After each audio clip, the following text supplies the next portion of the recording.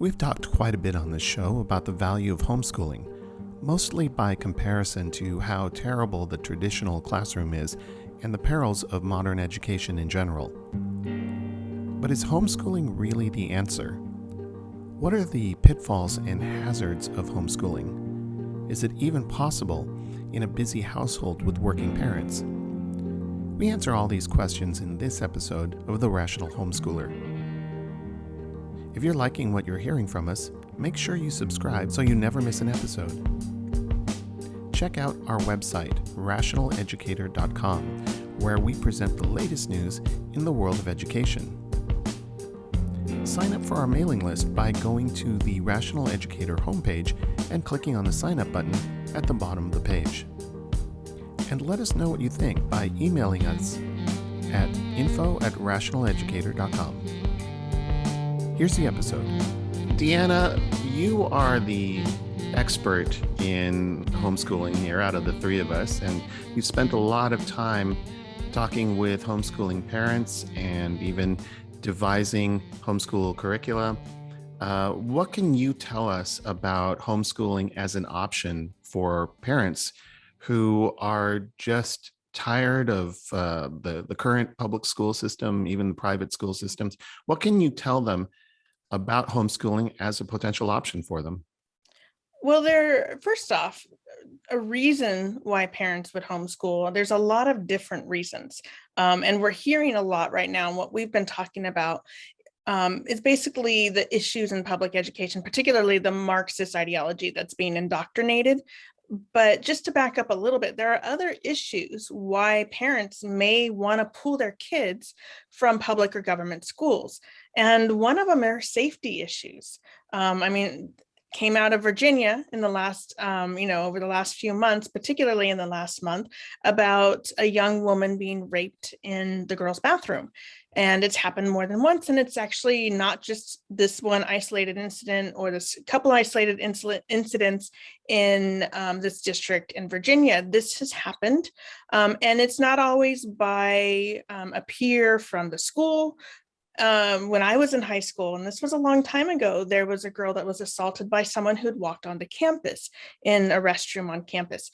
And so safety is a big deal. And it's not always, assault. When I was in high school, I moved across country, went to a new high school. There were drugs and guns that were confiscated. And again, this was a long time ago. Now, fast forward 30 years, I hate to say, and it's gotten a lot worse. So safety is a really big issue that a lot of parents are really concerned about. And I should add that the safety issue in the particular case that you cited is a direct result of political policy by the particular school district school board in Virginia. Yeah, the Loudoun County. That was a particular ideology, allowing all genders to use the same bathrooms instead of having separate bathrooms for girls and boys. So that's one issue, and that's a really valid issue. Yeah, it sure is. Let me jump in for just a minute. Sure. Having gone to the public or government schools in Brooklyn, I know then and now, and maybe forever, there are bullies. They're just kids who are bullies, and they're obnoxious and violent. And if you don't need your kid to have to put up with that, it's a good thing. And then, one last thing, in a lot of urban areas, there are gangs, and they are really violent. I mean, they're murderers. It's 15, 16, 17-year-old kids are murderers. So you don't want to have to send your child to a school that has gang members like that. Right. Well, the particular bully issue is something that we've been conditioned to accept it as a given, because we've been conditioned to accept this whole system of age segregated schools where everything is controlled top down hierarchically. So we've been conditioned to accept this as a state of being, that kids just have to deal with bullies because they have to go to school. And as Deanna says, this is a safety issue, Oh, yeah. But for the first time in quite a long time in American history, there are alternatives that are viable with a lot of resources, but we're kind of skipping ahead. Yeah, well, just let That. me add something to that before Deanne, Dr. D takes it over again. I hear people, having grown up, in the boroughs in Brooklyn, Bronx, Queens, in New York, the people who say, oh, it's good for kids, toughens them. And I said, wait a minute. You want to toughen your son or daughter, take them to karate lessons, and things like that. But no child should have to put up with that stuff when they're going to school. It's not right. It's just wrong, It's absolutely a problem. And in the world of social media that we live in now, it's gotten worse because now there's cyberbullying. So you can't even get away from it when you go home. And suicide rates related to this have gone up. There's data, I don't have exact numbers, but there are studies that have been done. And so, safety, the violence, the bullying, the drugs, all of that, just for me, that would be enough for me to pull my kids out. But not and we'll talk about ways that this can be done as we go through this today, but I just wanted to start off with reasons why. Another one, and these are in no particular order, is to get a better education. So we know from the international tests that are done every few years and the standardized tests that are done, and basically reports of companies that are looking for what they call talent to hire, that the standards of education have decreased exponentially. And we've talked about this in our previous podcast, but students are leaving high school unable to read at a 12th grade level, unable to do math, unable to, write an essay well.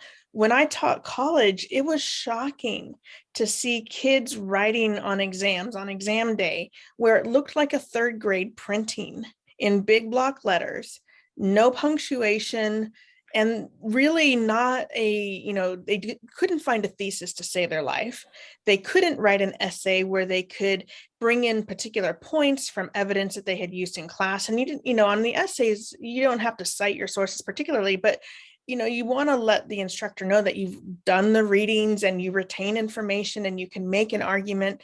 And it is just rampant how that is not being, achieved, these basically goals of education. So getting a better education is another huge reason. And I know, Dr. Andy, you can speak to that too, being a college professor and seeing probably a decline of the quality of writing and reading skills over time.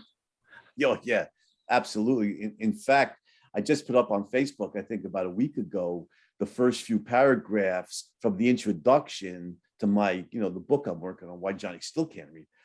And this did I mention on this show about the James Madison example? I might have mentioned it on an earlier show. This is February 2020. I remember because it was right before everything went into lockdown mode, for the virus.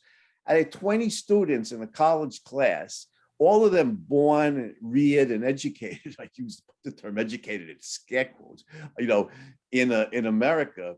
10 of them, 50% of the 20 had never heard of James Madison, never heard of him. The other 10 had heard of him and they knew he'd been president of the United States, but not one in 20 American kids in college knew that he was the lead author of the US Constitution and virtually the sole author of the Bill of Rights. And that is getting to be more and more typical. The kids don't know the first thing about history, including American history. And you're right, the poor kids, many of them can't write a coherent paragraph, much less a college level essay. The spelling, I'll just give you one example. This one kid on a paper in a philosophy class, she kept using the word loosely. It was L-O-O-S-H-L-Y, loosely. And I'm going through, what word is that? And I finally realized after a few, usages, she meant usually. She spelled usually L-O-O-S-H-L-Y. Now that's a very loose spelling indeed, isn't it? But these are the kinds of horror stories. You're right. When I started teaching back in the day, it was bad, but not in the toilet. Now it's the pits. It's just declined dramatically, egregiously, and it's still declining. It's still going in that downward direction. So I can see why, for the purpose of a much better education, many more people are homeschooling their kids now. Absolutely. And just my experience transitioning from a college professor to being a private tutor, where I worked with students who were in both public and private schools, but also started working with homeschool students in high school. And the level of just the difference between the public, private, and the one student in particular that was homeschooled was remarkable. I mean, he was reading at a much higher level. We had much more sort of critically thinking, which I have a lot of issues with that term because of the way it's thrown around, but he wanted to understand things on a deep level. He wanted to integrate information and understand why things were this way because of history or because of something that had happened and the sort of domino effect through time. He was very curious, and we worked on his writing skills, which he started at a higher level than a lot of my college students had been. And he was 15, I believe, when we first started working together. And I worked with him for about 2 or 3 years. And it was really remarkable to see the difference. And he was the first homeschool student that I really worked with, where I could, because I had always been in public education, teaching. I went through public school all the way through up until I got my doctorate. But my mom was very particular and did a lot of research. I think I mentioned this before, and researched the districts. Again, that's a very long time ago, 40 years ago. So things have definitely changed. But what I've seen, and I've seen this as I've worked with more homeschool students, is that the level of education and curiosity and understanding and ability to read primary sources, obviously translations, but primary source readings, and reading things at a much higher level, maybe a 6th grader reading at an 8th or 9th grade level. And that I see is much more common in the homeschool, with the homeschool kids coming out of, this different education system, which historically is more normal than what we have today, but this is what we are used to as a society, and particularly in the West. Even throughout the world, I mean, the idea of taking kids away from their parents and schooling them in peer groups, that has really spread globally in a lot of cases. Another reason that a lot of parents want to homeschool is just belief systems, whether it's religious beliefs, political beliefs, personal beliefs. That is something that a lot of parents choose to homeschool. And by doing this, you can really strengthen your family. You can have these, these relationships between older kid helping to teach the younger kid. And the best way to learn something is to teach it. And so this provides, an additional sort of layer of schooling for the older kids. But it really is a way to sort of strengthen this bond. But what it also does, because a lot of homeschool families will interact with other homeschool families, that the kids aren't isolated to these peer groups. And so they know how to interact with people of all ages, kids of different ages, adults. And so they're not sort of, I know, for example, I know kids where when they're in a room and there's adults, say a family gathering, they only talk to them, to each other, or only talk to the kids of their other, maybe their sibling or a cousin or somebody they know of their age group, but they don't really mingle or engage with other people, particularly adults. But with the homeschool kids, what I've found is that they are very comfortable talking and are interested and are curious to interact with a lot of different people. So I might be getting ahead of myself a little bit here, but that adage of, oh, they're not going to be socialized, I have found exactly the opposite. And I'm sure we'll talk a little bit more about that later. Another reason why some families chose to homeschool is that they travel, and that may be a little bit in decline right now with what's going on globally. with travel. But some families, maybe they wanted to travel through Europe for a couple of years, or their job took them to another country, and instead of enrolling them in, say, an English language school in another country, they chose to homeschool. So that's another reason, but those are probably the main reasons. Again, safety, getting a better education, religious, personal, political beliefs, or travel. Those are the main reasons. Although any reason to choose to homeschool is a great reason if that's what's right for you and your family. I want to just jump back to your number 3 reason, a conflict with a belief system. And one of the big objections to this would likely be raised by the teachers themselves, who have an overarching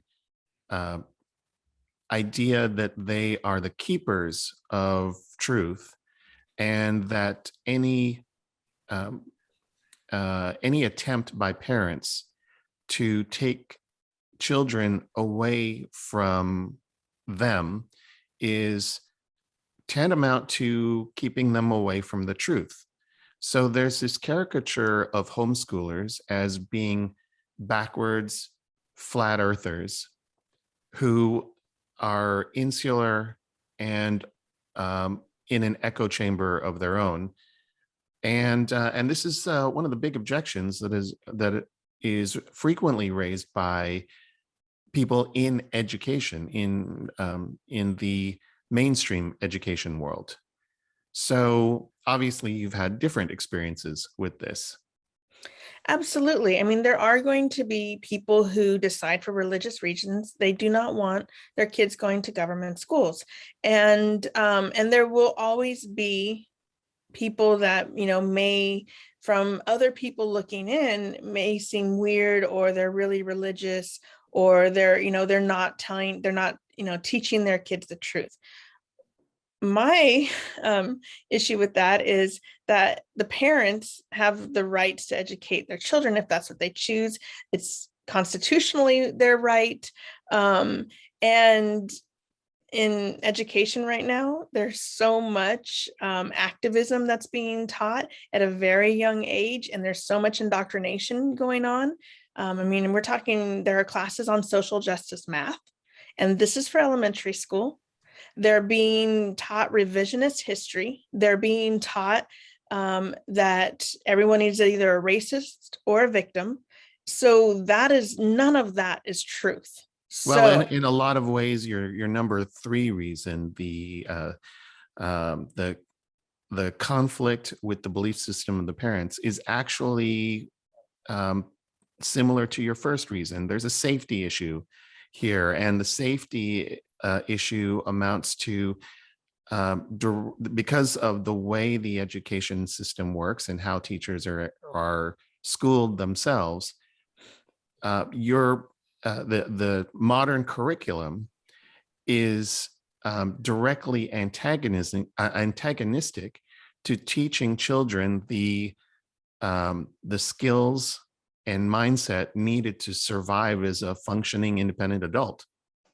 Absolutely. And, another thing that we're seeing, and we talked about this already, is that they're not learning the skills that they need to be what we would, maybe call civic-minded, rational individual to live in the modern world.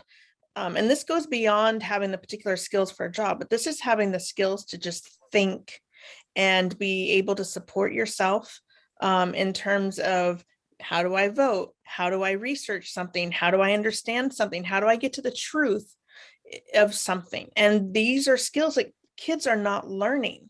Hey, Andy, I'd like to bring you in for this as well. You said in previous episodes that you think one of the great problems with the education world today is the abandonment of teaching academic subjects. And I was just thinking that. Yeah. So the the justification for doing that in today's modern education world is the belief that these academic subjects don't really have anything to do with teaching a child how to get a job, how to have skills that might make them attractive in a job market. But academic skills give them, or the academic subjects teach more than just the subject itself. If a student is learning Latin, they're not just learning some abstract dead language. There's something else that goes with that as well. So let our audience know the value of teaching academic subjects, and then we can talk about how many homeschooling resources and ideas center around this return to teaching academic subjects. Right. You know, I think I mentioned on a previous episode, Robert Main and Hutchins, Mortimer Adler, the great books advocates who thought, you know, that the purpose of education is to train the mind, and that one way to do it is to read these great works of you know, the Western canon. And Hutchins put, I made an important point when he was talking about, you know, on-the-job training. You know, later on, when the student has graduated and has full-time employment, that somebody who has really good reading and writing skills, and in specific context, math skills, that an employer can train them within a few weeks or maybe a month, you know, several months, the on-the-job training, the skills they need for this job. But the reading and writing, to me, reading and writing are the two most important educational skills. Math is certainly important. I don't want to denigrate it just because I was never a good math student. But you know, reading and writing, I think, are the two most important skills to function in any civilized society. So the idea that academic subjects don't train the kids for future employment is just, it's nothing wrong. It's bizarre. It's 180 degrees polar opposite to the truth. Teach these kids to read and write. Phonics. And did I say phonics? You know, and use great literature from a very early age and teach the kids, you know, the systematic phonics to sound out, you know, all the sounds that the letters and the combinations of letters make. It was only like 40. How many sounds are there altogether, Dr. D? It's like 40 something. I think. Yeah, I can't remember in English. Yeah, because it's not that many. It's not. Yeah, it's not. Yeah, and so teach the kids to read and write, you know, I think from a very early age, they could be writing paragraphs on, you know, on what they read. And then as they progress through elementary school, they can start writing essays. And by 12th grade, they should be accomplished essay writers on reading Shakespeare and Dostoevsky and Hawthorne, and, you know, and great works of literature, and then go out into the job market or whatever field they love. I think Hutchins is absolutely right. You know, if they have those fundamental thinking, you know, reading, writing, and math, these are fundamental thinking skills. And if they have those skills, an employer could teach them whatever is in a very short period of time to the skills necessary to do this job effectively. But without those skills, like Dr. D was saying, these kids can't write a coherent paragraph. I've seen many of my students in college, they struggle just with the mechanics of reading. You know, the business world, from what I understand, that I'm not surprised by, is screaming for people who read and write effectively. And that, I think, is yeah, the schools aren't doing it. It's the idea that academic subjects don't train the kids to you know, to work effectively or to live as an independent adult is completely false. It's couldn't be more erroneous. And that's really a lot of what homeschooling parents are looking to get back to, is to maintain the focus on these so-called academic subjects in their own education world. So, Deanna, and by the way, that's another reason why you made me laugh, Joel, when you said, you know, the teachers and the teachers union regards themselves as the caretakers or the gatekeepers to truth. Yeah, that's for sure. When Terry McAuliffe said, you know, hopefully not the future past governor, hopefully not the future governor of Virginia, said parents shouldn't tell the schools what they teach. I'm sure he was speaking for the teachers union when, you know, when he said that. So yeah, one of the ideas they actually think, you know, in the teachers' colleges and, you know, in the what they call, the Arthur Bester called it the interlocking director, you know, the departments of education and the teachers' colleges, they actually think that academic subjects are backwards, that they should be teaching, vocational training, practical skills, a lot of things like that. So, that's one reason I think homeschooling parents, at least the ones I know, often focus on academics. These kids can read and write, and they know history, and they know math, and they have a lot of thinking. They have thinking skills and a great deal of knowledge. And to the modern educationists following Dewey and William Hurt Kilpatrick and all those bad guys we discussed last week, that's backwards. That's not supposed to be what it's a tremendous irony there. It's a real reversal of the truth. Academic subjects are as progressive as can be for the reasons we've been giving.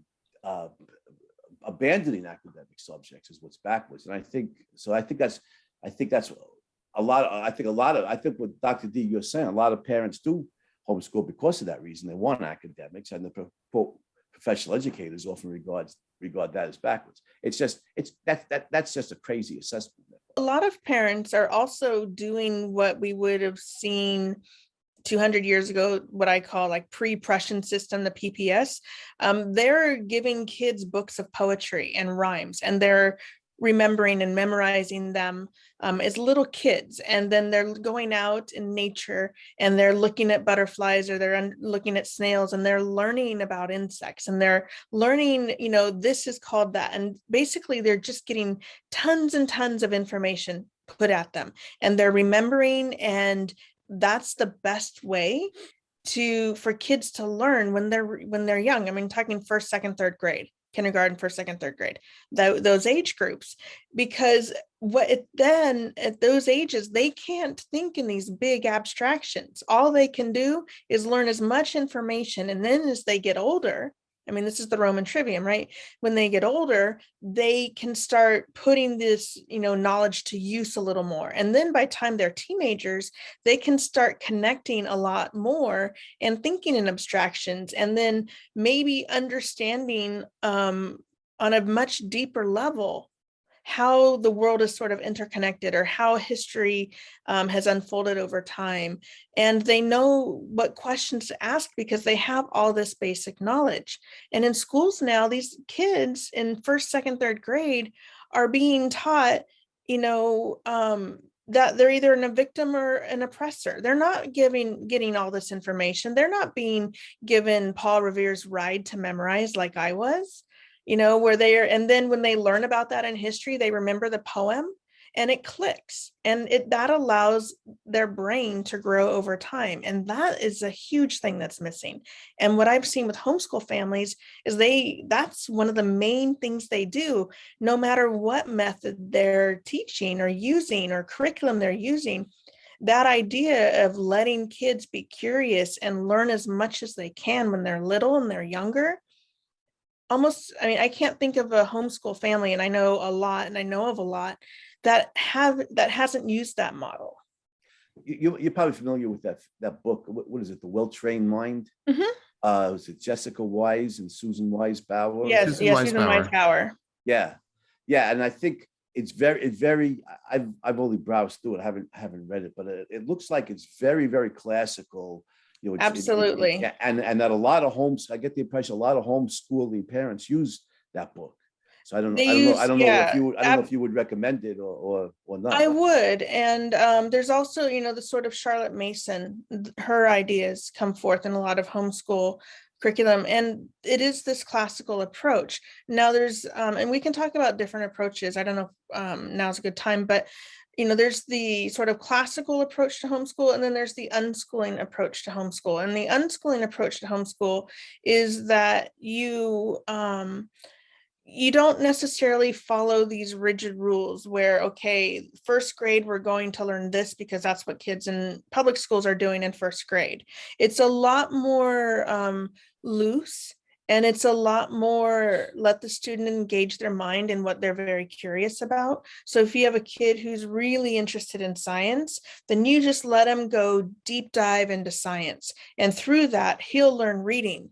And through that, he can start to want to understand science. So then he's going to realize he needs math to understand the science. And so that's more of an unschooling approach. And, what I think is the most important is parents know their kids better than anyone, better than a teacher that gets 30 new students every year or every 6 months or however often, if they, depending on what they're teaching and what level they're teaching. The parents know their kids better. They know what their kids need. They know when their kid has a meltdown, how, better to handle it. They know that, what, if math is not working on Tuesday and that's our scheduled day, then we're going to be flexible. And that's the main thing about homeschooling. Or we're going to all of a sudden, we're going to stop learning about fractions and we're going to go make some bread. And as I need a half a cup of flour for this bread, we're going to talk about numbers. And is this half of a whole? And what does that look like? Now, if I wanted to split the half in half, what is that? And so that becomes a math lesson. And that's the beautiful thing about homeschooling, is the world is now the classroom. And kids are curious and they're interested. And so some of the misconceptions about homeschooling is that it's going to take too much time. So let's talk about that for a parent who's completely frustrated with their current educational system, the schools that their kids are in right now. What is the first step? What can they do on a practical level? Well, the first step I would recommend, and I give webinars and I'm starting to do those again. So they're free for anybody who wants to sign up on how to get started homeschooling. But the first thing I say is to go to the Homeschooling Legal Defense Association, the hslda.org, I believe, and go. They have a list of every state. Find out what the rules are in your state, because the founding fathers left education up to the states and every state is different. Now in New York, where Dr. Andy is, they are much more regulated than a lot of other states. And you have to turn in curriculum plans and things like that there. I don't want to scare anybody in New York, but just be prepared. And so the first thing you need to do is understand the legalese. Now, even before going to that step, there's the initial question of, is this even possible for our family, right? Well, absolutely. I mean, and that is the first thing, is decide how this is going to work. Who's going to be homeschooling? And there are a lot of different options. Is it going to be dad's going to stay home and teach the kids? Mom going to stay home and teach the kids? Are we going to have grandma come in and start teaching the kids? So that is the first, the logistics. How is this going to happen? Or we both work full time. We can't give up our jobs because we live in an expensive city and we have to both work. So what does that look like? And all of it is possible, but you have to figure out what you're going to do. Now, the thing is that a few things, misconceptions, if I can hit on those, and that'll help answer the question, is time. So when you're thinking about right now, kids in either public or private schools, they are there for 6 to 8 hours a day, sometimes longer if they do after school programs or sports, or if they have some before school programs like band or things like that. So they are there for a very long chunk of time.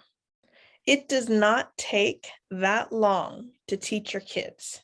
Right. Even if you have 4 kids in different levels, different grades, it does not take 6 to 8 hours per day. And it should not. And it shouldn't. Absolutely not. And so that's the first thing, is that it doesn't take that much time.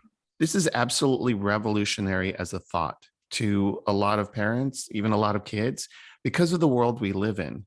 It is astonishing to think that your child does not have to have 6 to 8 hours a day worth of classroom instruction plus homework at the end of the day, and all the activities that they do. It is astonishing to think about.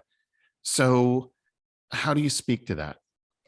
Well, think about it. How many people are employed in education? So there's a lot of money, a lot of taxpayer money that goes into education. And even if it's a federally funded program, the government doesn't make anything, so it's still tax dollars. And so in my opinion, they have to justify all that money. So Okay, they well, need to teach your kids. I know there's a thought that we could explore the thought that modern education is just a big public works program, and that may be true, but that, still in the world that we live in, there's not anyone alive today that remembers a time when education wasn't a classroom-based system. It's true. And so what has happened is that, you have 30 kids, they're all at different levels, and you're teaching, say you're teaching reading, and you're going to have 30 kids at different levels, and you're going to have silent reading time, and then maybe you have a read aloud time, or you have a reading comprehension thing. And so it takes the teacher longer to teach 30 students in these situations, because they have these benchmarks they have to make because of standardized testing. And standardized testing is something that the Prussian system, that was well established very early in their system. So that's something that's been present in the American public education since its inception also, is just to make sure that kids are hitting these benchmarks. And So we that know takes, we know that system today as Common Core, but we also know that this is a system that has been given many names over decades. absolutely. And it's, not all states have adopted, or some have unadopted Common Core. But it's those, those end of the year tests that are done where students are taken out of the classroom, and teachers throughout the year nowadays. This started with No Child Left Behind, and there were different, things that, it's different inception or sort of evolution over time. But the teachers, want to make sure that their kids are going to do well on those tests. So the idea of teaching to the test, and that's what a lot of teachers are doing, or are told to do. We have to score on these tests. We have to, have this sort of benchmark on these tests. We have to be a high performing school for whatever reason, or we don't want to be a low performing school because there are repercussions, et cetera. And so because of all of that, it takes longer. It's a longer day. Also, parents, over time, more parents are in the workforce, and more families have both parents in the workforce. So if you're keeping the kids longer, it helps out the families, right? Because then the parents don't have to worry about leaving early to go pick up the kid or finding after school care. When I was growing up, there was probably a lot more latchkey kids, or single working, like if parents were together, you had one working parent. But that isn't necessarily the case anymore. And so I think the school hours have extended, and they call it the full-time equivalency, the FTE. And so that the number of hours that the schools have to do, which is mandated by Department of Ed and state departments of ed and districts, those have increased over time as well. I know a few things that I've seen homeschooling parents do. One is to hire tutors, which you can, today the tutors could be anywhere in the world. They do it, anywhere in the country. They do it via Zoom, or it's all done on the internet. And then tutoring can be done in the evening. It can be done on the weekends. It can be done on holidays. And also, I've seen parents and who then hire a babysitter they trust, who stay at home with the kids, and the kids work with the tutors, or they drop the kids off at grandma, like you said. Or I know, one father, dropped his kids off at his sister's house, who worked from home and loved the kids and was very happy to have them. They worked with tutors, and there's all kinds of ways. My grandfather was an immigrant from Russia. He used to say, there's always a way to do something.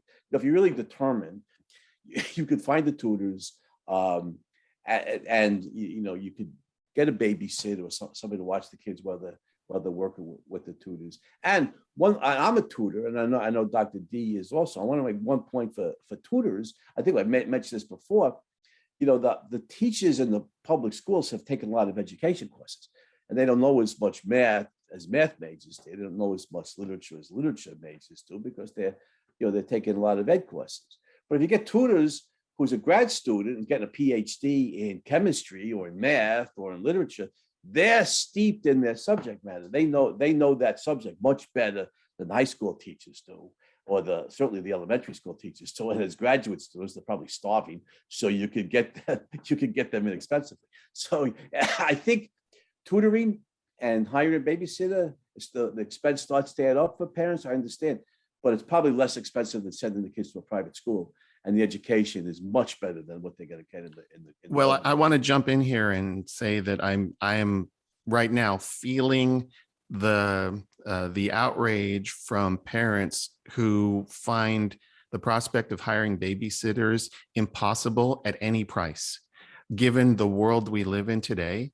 And I think that that is a legitimate issue to consider, particularly because the maddening symbiotic relationship between an economy so deranged that it requires multiple incomes in order to run a household, as well as having a publicly funded education system that serves as a surrogate babysitter and parent, allows families to have working parents that can delegate the responsibility of raising their child to an institution.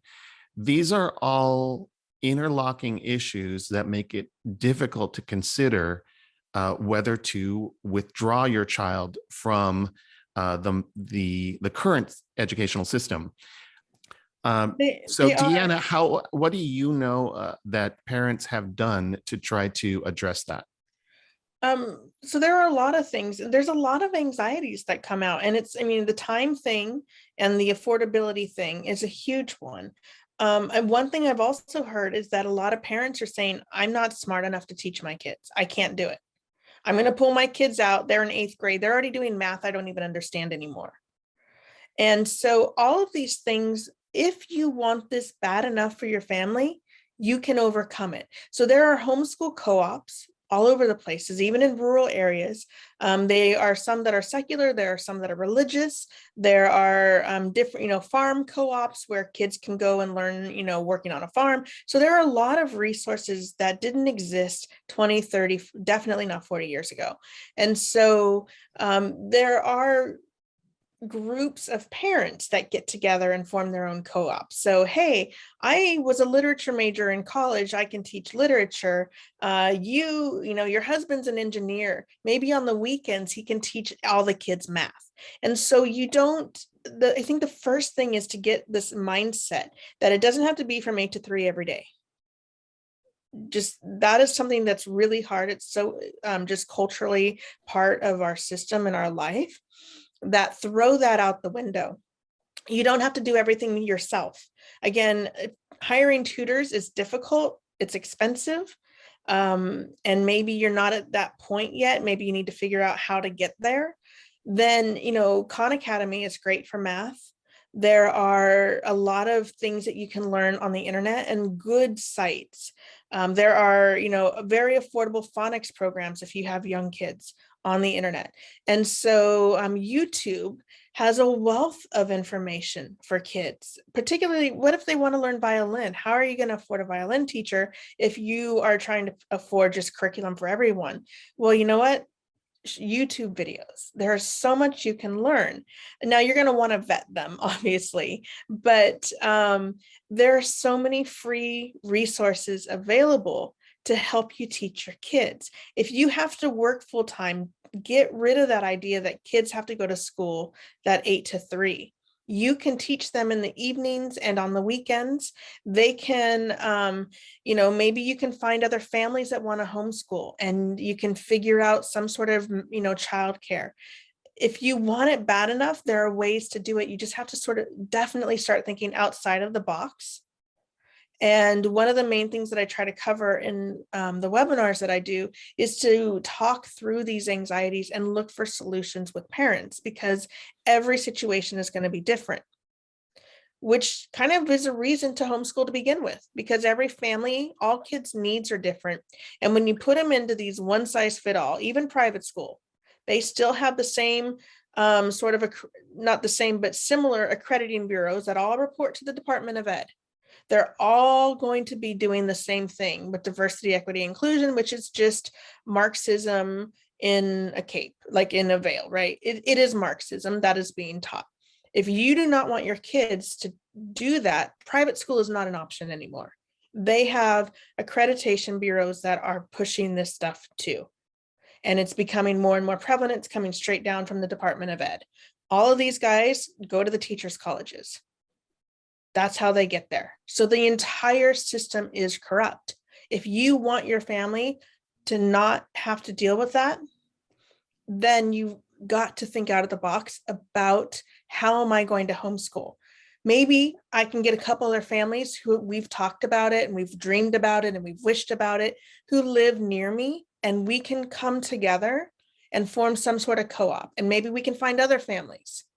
Or another way to find co-ops in your area is that a lot of them use Facebook groups.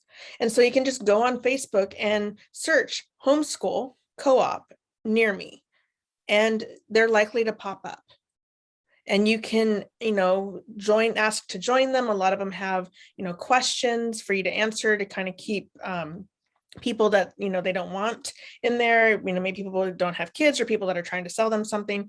And so you can ask to join these groups, and then you can get a lot of information. The best way to learn to homeschool is to talk to other homeschooling parents. They've been there, they've done it. And they're most often, I've never encountered somebody who is a homeschooling parent who wouldn't want to talk to somebody who's thinking about doing it. I've never talked to a homeschooling parent that has regretted their decision. Now, they're going to say there are times that they wanted to quit, that there were tears, parents and children, everything, but they don't regret that decision. I have talked with some parents who've tried it and then gave up because they didn't feel like the fit was right for their particular child, which is it's a legitimate concern. But I also would look at it as potentially, at least with the parents I talked to that gave up on it, it felt to me that they were trying to replace the traditional schooling experience, the 68 hours a day experience in the home. And we saw this over the whole of, or most of 2020, as schools shut down and parents were faced with getting their kids online and trying to continue an education from the home, and thinking that that was something akin to homeschooling, which it wasn't. So maybe you can talk a little bit about that kind of expectation, that homeschooling is a completely different experience from the classroom that we're all familiar with. Absolutely. And it's kind of funny to think about last year when all the schools were in lockdown and kids were sitting at home behind their computers, Zooming all day. And, these parents would be like, oh, we're a homeschool family now. And then I would have some of my friends who are homeschool families saying, that's not homeschool. And it's true, that is not homeschool, because they're still sitting in a classroom with the teacher for however many hours a day. And it was a joke. It's a complete fiasco on every level. It was just, it would not ever work. So that's not homeschooling. Now, if you decide to have your kid watch some different videos, or to have some online tutoring, or to join in some established classes via Zoom, that's great. That is a very perfect way to homeschool, but they're not going to be doing it for 6 or 8 hours a day. I mean, the teachers tried to fill up on Zoom the same thing they did in their classrooms, and it was an ultimate fail for the student and for the teachers. I felt really bad for the teachers that were thrown into the situation. I used to teach online classes, and it is a very difficult skill. And so the main thing to remember is that you're not filling up 6 to 8 hours a day. Now, you can spend, if you're able to stay home with your kid, you can all have 2 hours of reading a day. Wouldn't that be a luxury, to just sit back and read something interesting for a couple of hours? But that is school. And you can go to a park, and that is school. One thing that I know a lot of homeschool families do is that they take their vacations in the fall once school goes back, because then all of the places, that families want a vacation, they're not busy. Museums have a lot of homeschool days, zoos, aquariums, anything near you that's, that sort of a educational. A lot of them have homeschool, like organized homeschool days, or even curriculum. They have education centers, or they have little packets that you can fill out. You can just go up there and say, hey, we're homeschooling. Is there like something, educational that you offer for us to do with the kids? And so that's a full day there that you're spending, and the kids are learning. And there's just so many resources online. It can actually be overwhelming.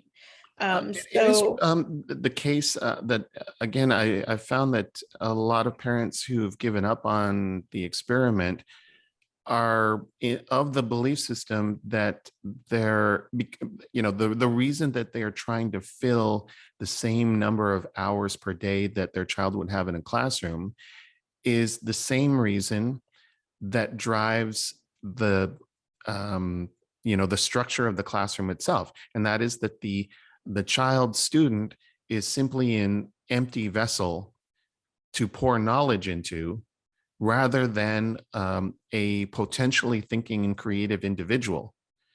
And a lot of parents give up on that because the prospect of filling 6 to 8 hours a day is exhausting. And when you rely on your child to be the partner in their own education, it is a completely different proposition. It absolutely is. There's this idea of child-centered learning, and that goes back to John Dewey, where you want the child to sort of direct, and they want to do these, so they need to attain these skills. But there's another part of that, a good side of that, where if the child is really curious about something, then let them go down this deep dive. I mean, that's one thing that Montessori does really, really well, is that if a child is interested in something, they will let that kid free, and they will get as much information on that particular subject for that kid that they can. Right. And that kid is free to go down that rabbit hole. And that is a beautiful thing. Whereas in public and even private education, okay, we're going to do science for 40 minutes today, once a week. Now we're going to do this experiment, or we're going to look into this one thing. And you have a kid that is so excited finally to learn something. And then when that 40 minutes is up, the bell rings and it ends. Yeah, John And Taylor that's it for Gatto that talks kid. about this a lot in his work. John Taylor Gatto, the process of taking a child and subjecting them to 5 classes that they hate, with the potential of having one class that they might like, only to take it away from them when the bell rings, is torture. It's mental and abusive torture. Andy, did you have something you wanted to add to that? Yeah. I was talking to a good friend of mine, Mike Gustafson, runs a private school in Massachusetts, I think Atlas Academy, and he takes the Montessori approach with the young kids. And you're right, Maria Montessori, I think, is the greatest educator of the 20th century, maybe one of the greatest of history. And she encourages how have the materials in literature and history and science and math. And the kids that love this particular field, they're encouraged to spend hours with it. So I was talking to Mike about his school, and I said, well, if 5 or 6 year old Andy, meaning me, had gone to your school, I always loved literature, I always loved history, I was always a humanities guy, didn't have the aptitude or the interest in math. I said, so you would encourage me, then your school encouraged me to read literature and read history and spend all the time that I want in these subjects that I love, and you'd hold my hand through the math. And he said, absolutely, that's exactly what we would do. And that could be replicated in a homeschool environment. If my parents had homeschooled, little Andy, and if they had recognized Maria Montessori's approach, to go ahead, I was reading way ahead of grade level. Go ahead, read literature and read history, and you're going to be a writer. You want to be a writer, so we'll get you the basics in math, and you spend so much time doing what you love. And I think Maria Montessori is a great approach. I've known a number of homeschool parents who take it. They do school in the morning, and then the kids are free. And I think I think that's really good approach too, because I think kids need to play. They need a lot of play time. They got a lot of energy, and they're motivated. We crank from 9 to 12. We have lunch, and then boom, we go out. And we go out and play. And I think that's very, very motivating for kids. I just want to get back to the babysitter issue, Joe, because I was puzzled by what you said before. Babysitters, the best babysitters are often free.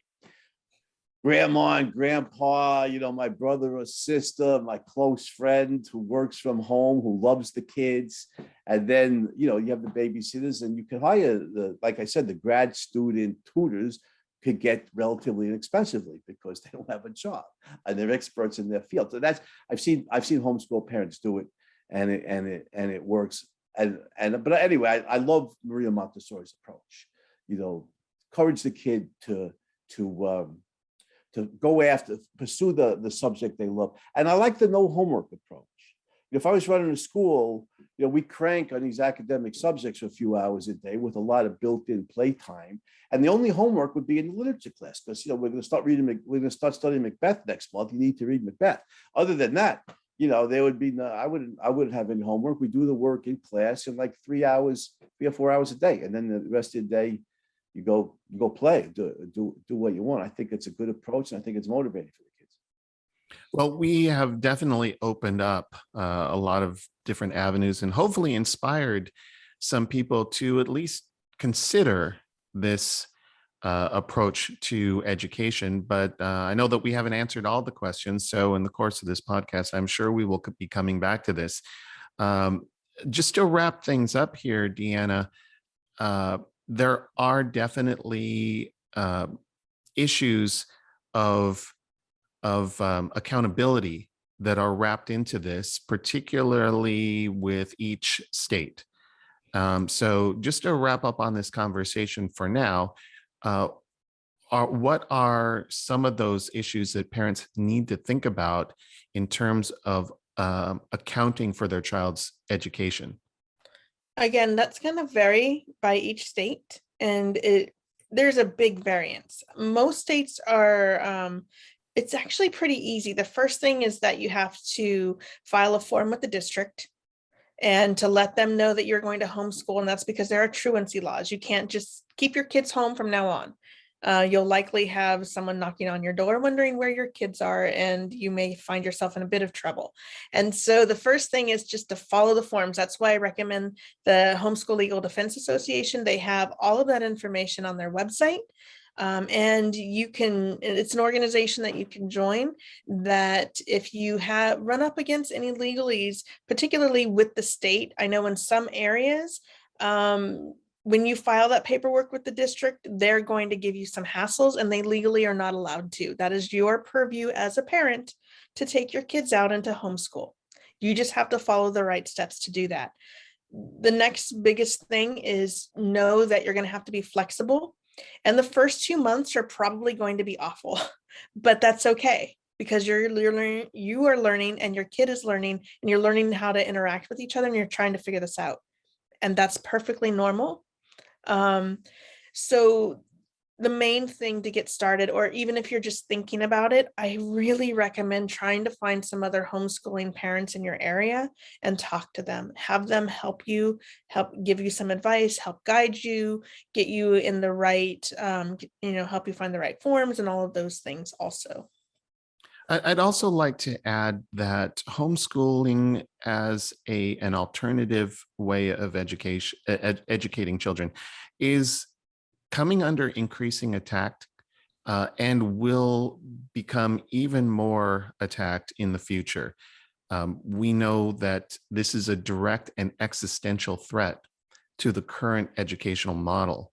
And we know that there are some high-level bureaucrats and academic theorists that have attacked the very idea of education in the home, which is crazy to think about.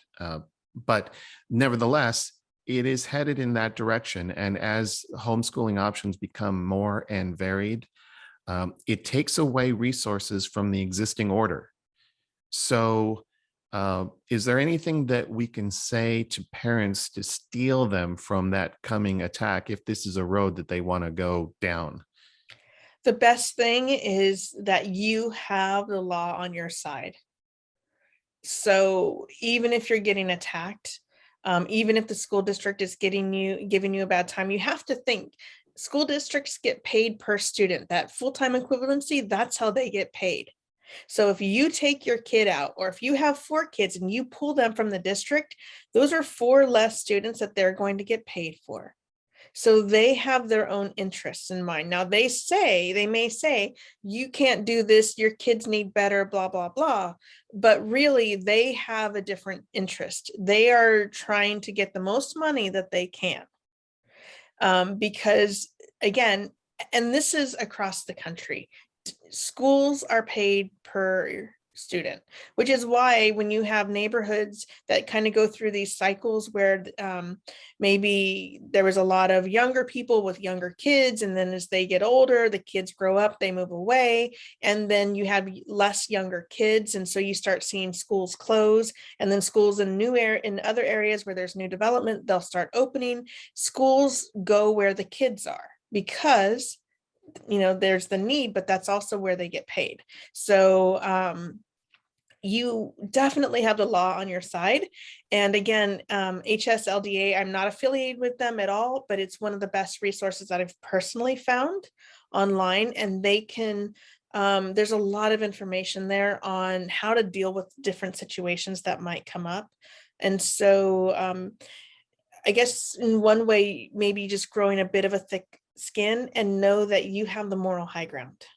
Well, Andy, as the resident moral philosopher out of our trio here, what can you say to articulate what parents will need for that battle? That's a good question, Joel. Thank you. This is a moral issue. I mean, morally, parents should have and properly do have full control over what their how their children are educated, what content and what method. The government should have no say in the matter. And historically, well, I mean, there are parents who are abusive to their kids, and then government has to step in. But other than physical abuse for the kids, I think the parents should have the full and final authority. Historically, that's always been the best approach to education than having the government run it anyway. Have government have a lot of say so. My advice to parents is, homeschooling parents, is this is part of the battle for freedom. It's your right here to educate your children as you want. If the government tries to take that right away from you, they're violating your rights, they're infringing your rights. It's just like standing up, let's say, against cancel culture. Well, we're going to fire you if you say this, that, or the other thing. You're going to be demonized if you say this, that, or the other thing. We want to stand up for freedom of intellectual expression because it's our right and it has enormous benefits in human life. And similarly, want to stand up for the right here for parents to school to educate their children as they see fit. So this is part of the battle for freedom. Anybody who's a freedom lover and wants to protect freedom in the United States, this is part of that overarching battle, and it's an important part. Well, I can't think of a better way to end this episode. So thanks to our esteemed panel, Doctors Heikkinen and Bernstein. Thanks, Joel. Thank you, Joel and Dr. D. As always, it's been a pleasure. Don't forget to check out our website, rationaleducator.com. Follow us on Instagram, Twitter, Facebook, Parler, and Rumble. Thanks for watching this episode of the Rational Educator Podcast. We'll see you next time.